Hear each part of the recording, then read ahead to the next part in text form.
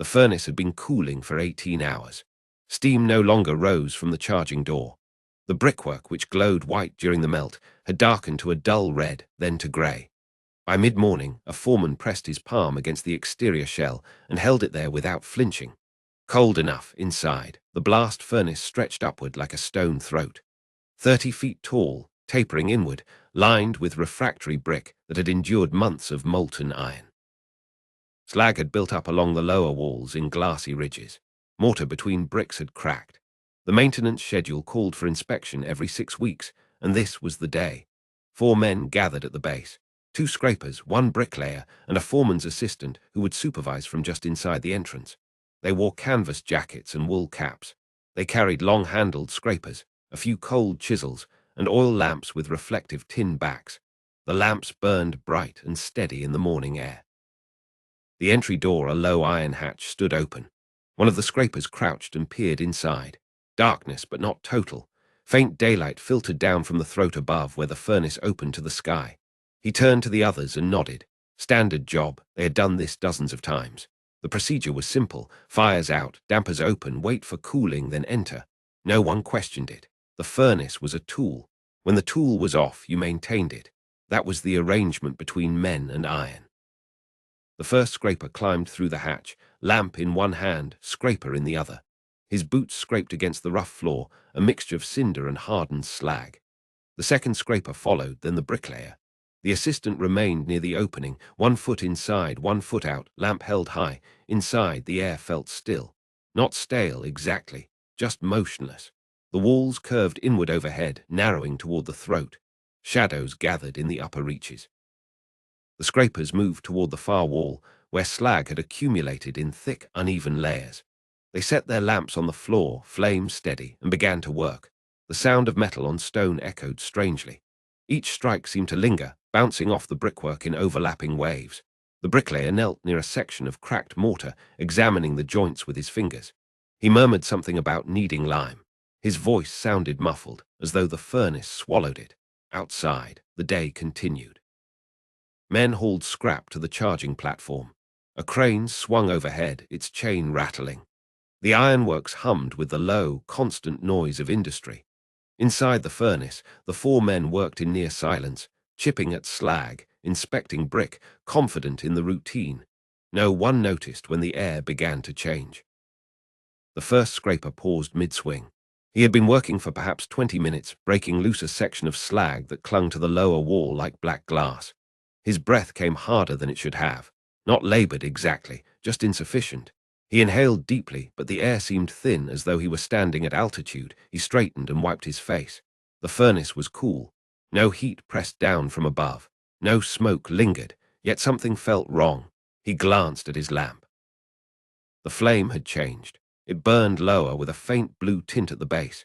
He frowned and lifted the lamp, turning it slowly. The flame wavered but did not brighten. The second scraper noticed it too. He set down his tool and stared at his own lamp. "Flame's weak," he said. His voice sounded flat, without resonance. The assistant, still near the entrance, called back, "How weak?" But the answer came slowly, as though the words had to travel through water. The bricklayer stood and steadied himself against the wall. He felt lightheaded, not sick, not faint, just disconnected, as though his body had become slightly remote. He tried to call out, but his voice caught in his throat. He coughed, a dry, shallow sound, and coughed again. The first scraper moved toward the entrance.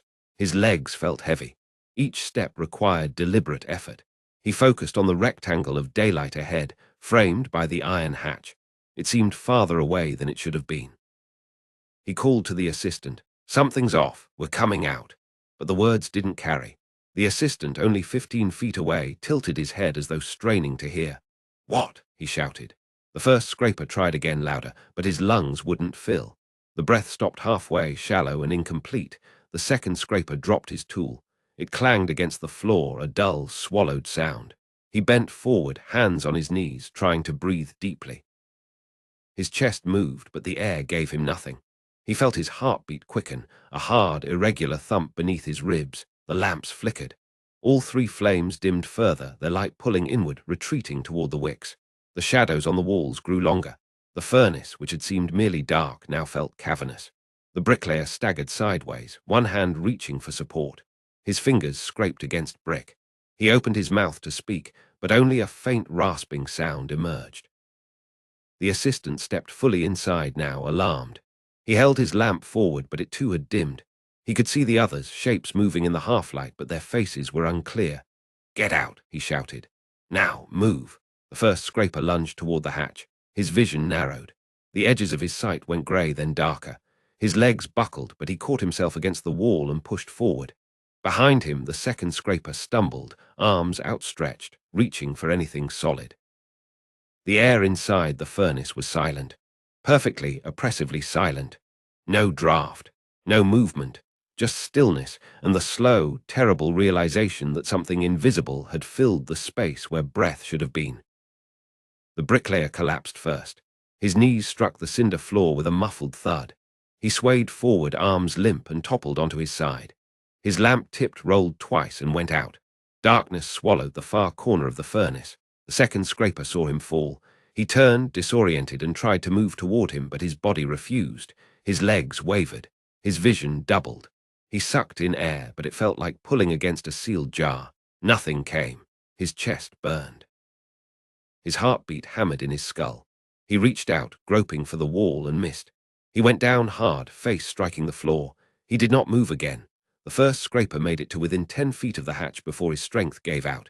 He dropped to his hands and knees, crawling forward, lamp abandoned somewhere behind him. His mouth hung open. He gasped, a dry, choking sound. His arms trembled. He tried to shout, but nothing emerged. His vision collapsed into a narrow tunnel. The rectangle of daylight ahead shrank, darkened, flickered. The assistant lunged forward and grabbed him by the collar. He dragged him toward the opening, heels scraping against the floor. The weight was immense. His own breath came in short, desperate gulps. His head swam. He felt the edges of consciousness fray, felt himself slipping into the same grey void that had taken the others. He shouted for help. His voice cracked, barely audible even to himself. He pulled harder, muscle and panic, dragging the scraper's body inch by inch. The hatch was close, 5 feet, 3. He could see men outside now, turning toward the sound, faces blank with confusion. He shoved the scraper through the opening and stumbled after him, collapsing onto the ground outside. His lungs heaved. Air flooded in, cold and sharp and real. He coughed violently, doubled over, hands pressed into the dirt. Around him, men gathered, voices rising in alarm. Inside the furnace, 2 men lay motionless. The assistant tried to stand, failed, tried again. He pointed toward the hatch, gasping. 2 more, still inside. Can't breathe, something's. He coughed again, unable to finish. A supervisor appeared, crouching beside him. What happened? Was there smoke? Fire? The assistant shook his head. No, nothing, just no air. The lamps went out. They went down fast. The supervisor stood and stared at the open hatch. No smoke emerged. No heat. No visible sign of danger. He turned to the gathered men. Anyone else go in there? Silence. Fear rippled through the group. 2 men were inside, unconscious or worse, and no one understood why. The furnace was cold. The fires had been out since yesterday. There was nothing to burn, nothing to poison the air, yet something had driven grown men to their knees in seconds. The supervisor made a decision. He pointed to 2 men. You and you, go in fast. Grab them and get out. Don't stay inside. The men hesitated. One of them stepped forward, then stopped. What if it happens to us? The supervisor had no answer. He stared at the hatch, jaw tight. Inside, the furnace waited, silent and still, holding 2 men in its throat like a predator that does not need teeth. A crowd had formed. Men from the charging platform, from the crane, from the casting floor. They stood in a loose semicircle around the furnace hatch, staring at the opening as though it might offer an explanation. It did not. Daylight poured through. No smoke emerged. No fumes. No heat shimmer. Just a rectangular void, dark and inert. The first scraper lay on his back, chest heaving. His face had regained some color, but his eyes were unfocused. He coughed weakly and turned his head to the side. Another man crouched beside him, offering water, but the scraper waved it away. He tried to speak. His voice came out hoarse and broken. They're still in there. The supervisor paced. He circled the furnace, inspecting the exterior, looking for cracks, for vents, for any sign of leakage or malfunction. The brickwork was intact. The dampers, mounted near the base, stood fully open. Cold air should have been flowing through, clearing out residual gases. Everything appeared normal. He returned to the hatch and knelt, peering inside. Darkness, he called out. "Can you hear me?" His voice echoed once, then died. No response. He stood and turned to the assembled men. "We need to get them out. Now." One of the older workers, a man who had been at the ironworks for 30 years, stepped forward. "I've seen men go into furnaces 100 times, never seen this." He gestured toward the scraper on the ground. "What did you feel? Gas? Heat?" The scraper shook his head. "Nothing, just couldn't breathe. Lamps went dim, felt like drowning." The older worker frowned. "Lamps went dim." "Yeah, blew at the base. Then they went out." The older worker went still. He looked at the supervisor. "That's not gas. That's no air." The supervisor stared at him. "What do you mean, no air? The dampers are open. The furnace has been cold since yesterday." "I don't know what I mean. I'm telling you what it sounds like. Lamps need air. Men need air. If the lamps went out and the men went down, there's no air in there." He paused. "Or not enough." The supervisor turned back to the hatch. The logic was impossible. Air was everywhere. It moved. It flowed. A furnace with open dampers and an open throat should have been full of it. Yet 2 men lay inside, and no one could explain why they had fallen. Another man spoke up, younger, less certain. "Could it be coal gas from the last fire?" The older worker shook his head. "Coal gas rises. It doesn't sit at the bottom, and it smells. This fellow didn't smell anything." "Then what?" No one answered. The furnace sat silent, its exterior cool to the touch, its interior a mystery that had already claimed 2 men and nearly taken 2 more. The supervisor clenched his fists. He could not send men in blind. He could not leave men inside to die. The choice was paralysis. Then the older worker moved. He grabbed a rope from a nearby cart and tied one end around his waist. He handed the other end to the supervisor. "I'm going in. You feel me tug twice, you pull. You feel me go slack, you pull faster." The supervisor started to protest, but the older worker cut him off. "They're dying in there, maybe already dead. I'm not standing here." He crouched at the hatch, took 3 deep breaths, and crawled inside. The older worker moved quickly, lamp in hand, rope trailing behind. The furnace interior stretched before him, darker than he expected. His lamp burned steady near the entrance, but as he advanced, the flame began to shrink. He noticed it immediately. The light pulled inward, the yellow core tightening, the blue base spreading. He paused and held the lamp at arm's length. The flame wavered, diminished further. He brought it closer to his face. The air felt strange, not foul, not hot, just empty, as though the atmosphere had thinned. He inhaled carefully. His lungs filled, but the breath gave him nothing. No satisfaction, no strength, just volume without substance. He spotted the first body 10 feet ahead, motionless on the floor. The bricklayer. Face down, one arm stretched forward. The older worker crawled toward him, moving low, instinct telling him to stay near the ground. He reached the body and pressed 2 fingers against the man's neck. Faint pulse, still alive. He tugged the rope twice. Outside, men began to pull. The older worker grabbed the bricklayer under the arms and dragged him backward toward the hatch. The weight was brutal. His own breath came shorter now, each inhalation less effective than the last. His head felt light. His vision dimmed at the edges. The hatch appeared, framed in daylight. Hands reached in, grabbing the bricklayer, pulling him through. The older worker stumbled out after him, gasping. He bent over, hands on knees, sucking in air. His lamp, still burning, flared brighter in the open atmosphere. The supervisor crouched beside him. "One more. Can you go back?" The older worker nodded, still gasping. He straightened, took several deep breaths, and crawled back inside. This time he moved faster. The second scraper lay near the far wall, crumpled on his side. The older worker reached him, checked for a pulse. Weak, but present. He looped the rope under the scraper's arms and tugged hard. 3 times.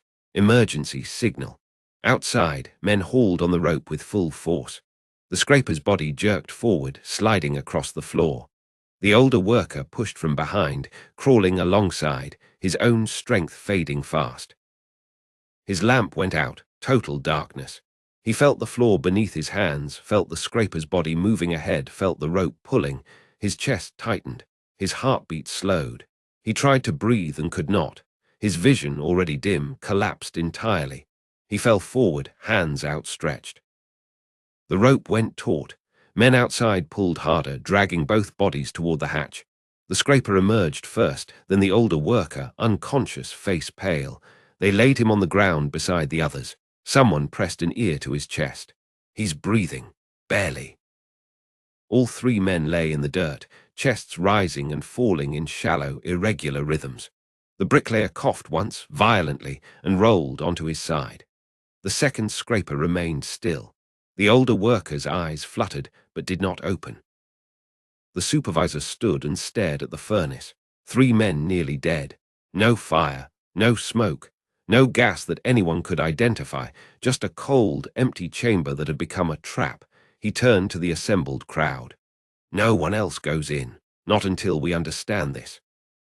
A younger man, standing at the back, spoke quietly. Maybe it's not about what's in there. Maybe it's about what's not. The supervisor turned. Explain. The lamps went out. Men couldn't breathe. What if the air just left? What if something pushed it out? The supervisor stared at him. The idea was absurd. Air did not simply leave, but the evidence was undeniable. Men had suffocated in an open space, and no one could say why. An engineer arrived an hour later, summoned from the main office. He was young, trained in the new technical schools, familiar with thermodynamics and fluid mechanics. He stood at the furnace hatch, hands in his pockets, studying the structure. The supervisor explained what had happened. The engineer listened without interrupting. When the explanation finished, the engineer crouched and examined the dampers. They were fully open, as reported.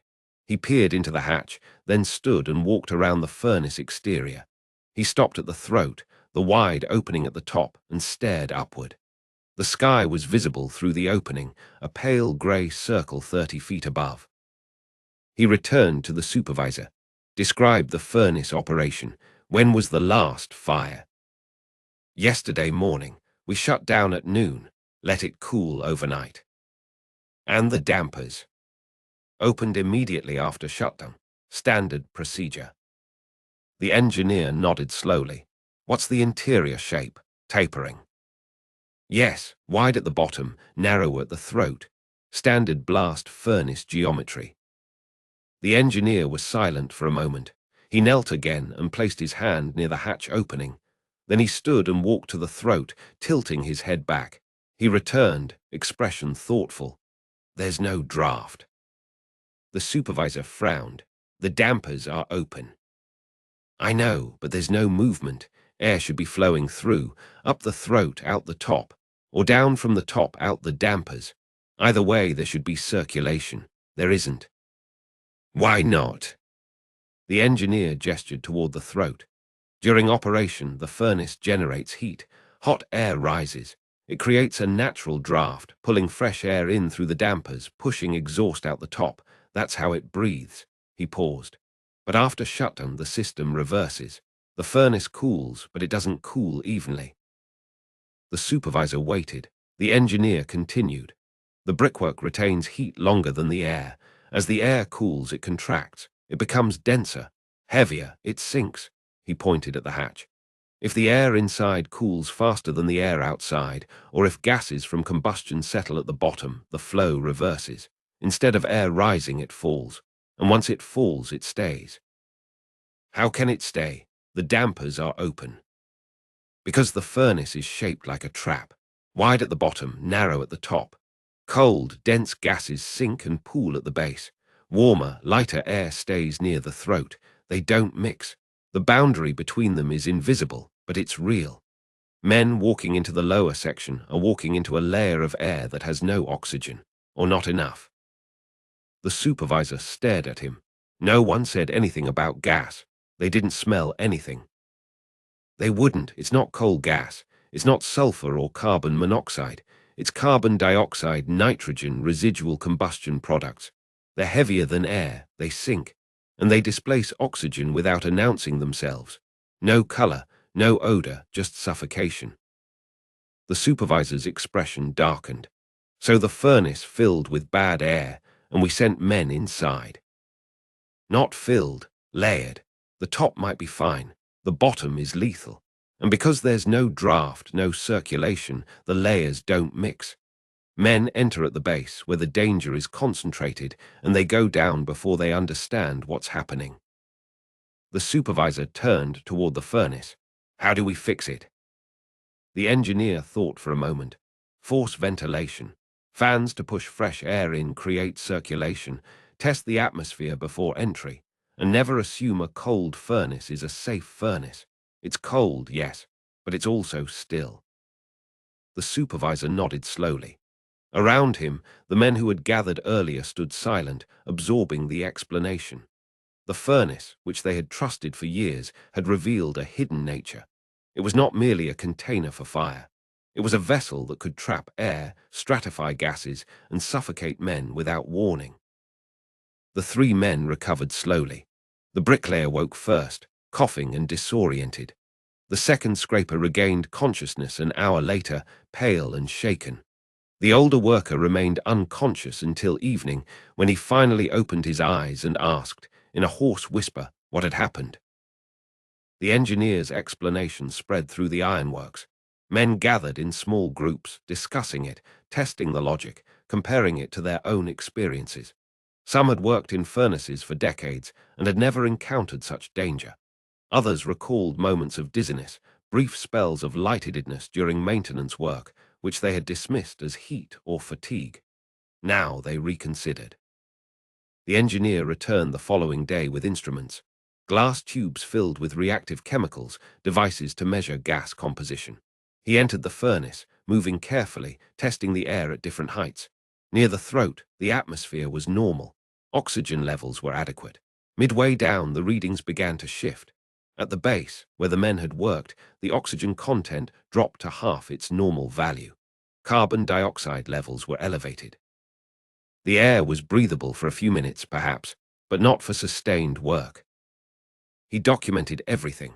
The stratification was clear. Cold, dense gases had settled at the bottom. Warmer air remained at the top. The boundary between them was sharp, a horizontal line invisible to the eye but measurable by instrument. The furnace had become a reservoir of lifeless atmosphere held in place by its own geometry. The engineer presented his findings to the ironworks management. He recommended new procedures: forced ventilation before entry, atmospheric testing, entry from the top rather than the bottom when possible. He recommended limits on time spent inside, even after ventilation. He recommended that no one work alone. Management listened, skeptical at first, then convinced by the evidence. The procedures were adopted. New equipment was purchased. Men were trained to recognize the signs: dimming lamps, shortness of breath, dizziness. They were taught to retreat immediately, to never assume safety based on temperature alone. The furnace itself was modified. Additional vents were installed near the base, allowing for cross-ventilation. The dampers were redesigned to improve airflow during cooling. The entry hatch was enlarged, making escape easier. The geometry, which had contributed to the danger, could not be changed, but the way men interacted with that geometry could. Word of the incident spread beyond the ironworks. Other facilities, other furnaces, other industries where men entered enclosed spaces began to ask questions. How many near misses had been dismissed? How many deaths attributed to unknown causes were actually suffocation? The answers were unsettling. The concept of oxygen displacement, once theoretical, became practical knowledge. Engineers studied the behavior of gases in confined spaces. They measured density, temperature, stratification. They developed testing protocols, ventilation standards, entry procedures. The invisible became visible, not through sight, but through understanding. The furnace that had trapped men inside did not change. It remained a tool, necessary and dangerous. But the men who entered it changed. They carried lamps, yes, but also knowledge. They understood that air, like water, could pool and separate. That cold could be as deadly as heat, that a space could appear safe and yet suffocate without warning. They learned to respect not just fire, but its absence. The explanation, once understood, seemed obvious. Gases stratify. Heavier substances sink. Oxygen, displaced by denser molecules, retreats upward or escapes entirely. The furnace, designed to contain and channel heat, performed the same function with cooled gases. It held them. It separated them. It created invisible boundaries that could kill. But the path to that understanding had been written in near death. The scraper who collapsed first, the bricklayer who fell second, the older worker who crawled in to save them, all had walked into a trap that gave no warning. The lamps had dimmed, yes, but only after the men were already deep inside, already compromised. By the time they understood the danger, retreat was nearly impossible. The engineers' instruments confirmed what the bodies had already proven. At the base of the furnace, oxygen levels measured 16%. Normal atmosphere contains 21%. The difference, 5 percentage points, was the margin between consciousness and collapse. At 14%, judgment fails. At 12%, vision narrows. At 10%, the body shuts down. The men had been working in an environment that gave them minutes, not hours. The source of the displacement was combustion itself. Burning coal produces carbon dioxide, nitrogen oxides, water vapor, and trace gases. During operation, these products rise with the heat, expelled through the throat. But after shutdown, as temperatures fall, the products cool and descend. Carbon dioxide, heavier than air, sinks to the lowest point. Nitrogen, slightly lighter, forms a middle layer. Oxygen, lightest of all, rises or escapes through the dampers. The furnace becomes a vertical column of sorted atmosphere, each layer distinct, each layer stable. The stability was the danger. In open air, wind and convection mix gases constantly, boundaries dissolve. Oxygen distributes evenly. But inside a furnace, sheltered from wind, cooled to stillness, the layers remain. They can persist for hours, even days, unchanged and undetected.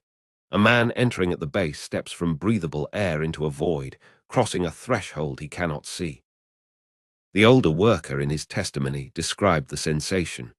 It wasn't like choking, it was like breathing nothing. You pull in air, but your body gets nothing from it. Your chest moves, but you're still drowning. He paused. The worst part was not knowing. I thought I was dying, and I didn't know why.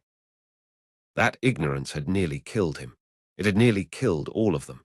And it would have continued, incident after incident, until someone connected the pattern. The engineer had done that. He had taken fragmented observations, dimming lamps, sudden collapse, absence of smoke, and assembled them into a coherent explanation. The furnace was not haunted. It was not cursed. It was simply obeying the laws of physics, indifferent to the men who entered it. The new procedures addressed the physics directly. Forced ventilation disrupted stratification, mixing the layers, restoring oxygen to the lower sections. Atmospheric testing revealed invisible danger before men entered. Entry from the top, when possible, kept workers in the safer, oxygen-rich zones. Time limits prevented prolonged exposure. The changes were not complicated, but they required knowledge, and knowledge required someone to nearly die first. The ironworks kept records. 3 men incapacitated, 1 furnace, 18 hours of cooling. The numbers were precise. The lesson was simple. Cold is not safe. Open is not breathable. Stillness is not peace. The furnace taught that lesson once. The men who survived ensured it would not need to teach it again. The furnace remained in service for another 20 years. Men entered it regularly, scraping slag, inspecting brickwork, performing the same maintenance that had nearly killed 3 workers. But they entered differently. Fans ran for an hour before entry, forcing air through the dampers, up the throat, out into the sky. Instruments tested the atmosphere at multiple heights. A supervisor stood at the hatch, watching, timing, ready to call men out at the first sign of trouble. The procedures became routine. The danger, once invisible, was now accounted for. New workers learned the story. They heard about the day men collapsed inside a cold furnace, about the lamps that dimmed, about the older worker who crawled in twice and nearly did not come out. They learned that air could be a trap. That stillness was a warning. that a furnace's geometry made it not just a container for fire, but a reservoir for anything denser than the atmosphere around it. Other ironworks adopted the same procedures.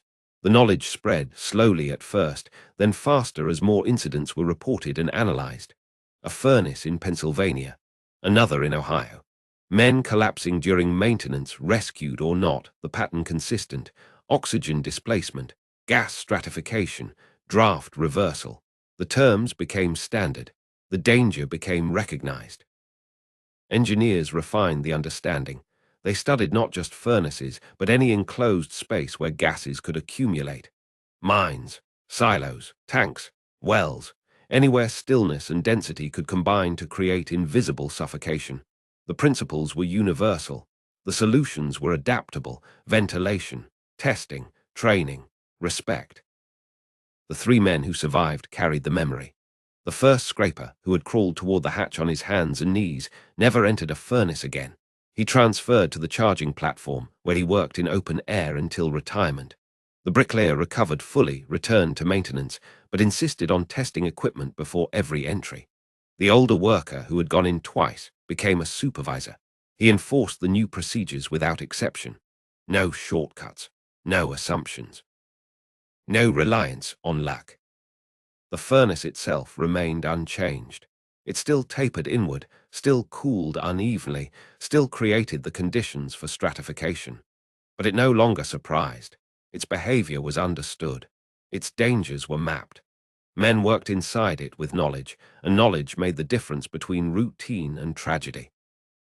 The story in time became a parable, not a ghost story, not a mystery, just a reminder that the world operates by rules, and ignorance of those rules is not protection.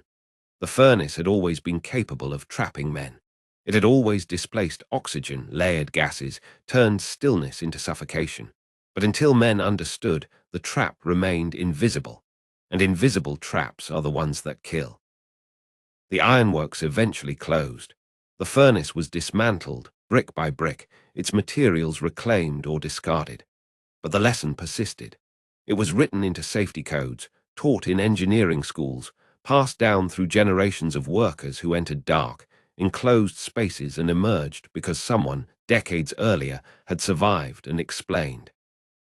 The furnace that trapped men inside no longer exists, but the knowledge it forced into the world remains. And that knowledge, hard-won and written in near death, still saves lives. Stillness is danger. Cold is not safe. Air, like water, can stratify and drown. The furnace taught that. The men who entered it carried the lesson out, and the world grudgingly learned to listen.